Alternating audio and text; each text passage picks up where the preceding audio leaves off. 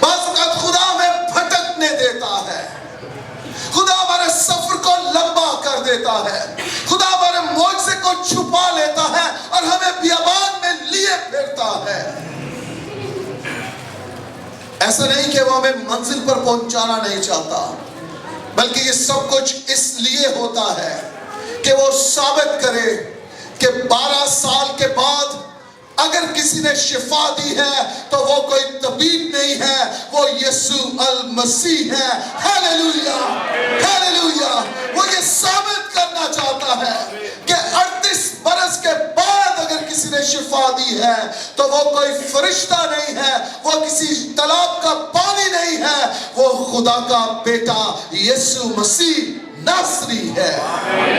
خدا یہ ثابت کرنا چاہتا ہے، خدا آپ کی زندگی میں یہ ثابت کرنا چاہتا ہے۔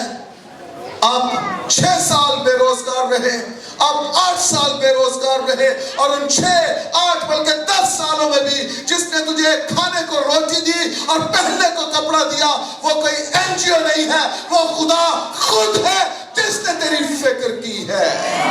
ہیلیلویا۔ یہ 12 سال ہو گئے اس کی بیماری کو، روپیہ پیسہ خرچ کر چکی ہے اور اب یہ بالکل فارغ ہو گئی ہے۔ عموماً ہم کہتے ہیں